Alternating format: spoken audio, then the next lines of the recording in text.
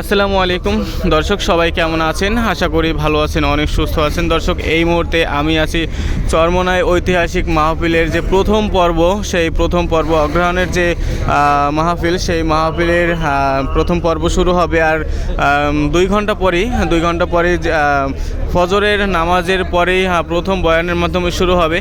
বাংলাদেশের বিভিন্ন স্থান থেকে, বিভিন্ন জায়গা থেকে কিন্তু মানুষজন আসা শুরু করে দিয়েছে।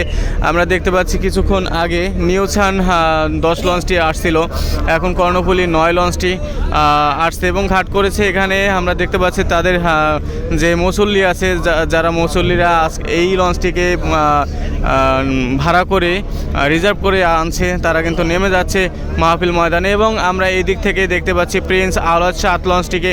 প্রিন্স আওলাদ 7 লঞ্চ খুব দ্রুত বেগেই কিন্তু এগিয়ে আসতেছে মাহফিল ময়দানের একেবারে শেষ প্রান্তে যে নদীর সাইডে ঘাট করার জন্য।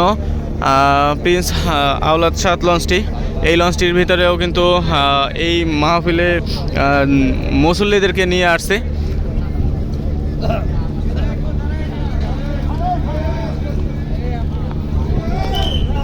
তো আমরা এখন দেখতে পাচ্ছি এইখান থেকে যে যাত্রীরা নামতে চাচ্ছে তাদের কিন্তু বাধা দেওয়া হচ্ছে, কারণ এইখান থেকে প্রিন্স আওলাদ 7 লঞ্চটি খুব দ্রুত বেগে এগিয়ে আসছে। তার সাথে যাতে ধাক্কা না লাগে বা ধাক্কা লেগে যাতে পানিতে না পড়ে যায়, এর জন্য কিন্তু তাদের সরিয়ে দেওয়া হচ্ছে, নামতে নিষেধ করা হচ্ছে।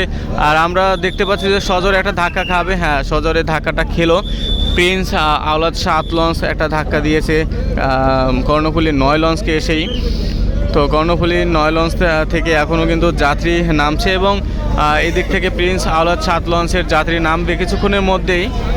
দর্শক, এই মুহূর্তে আমি আছি চরমোনাই ঐতিহাসিক মাহফিলের প্রথম পর্বের যে মাহফিল অনুষ্ঠিত হবে চরমোনাই ময়দানে।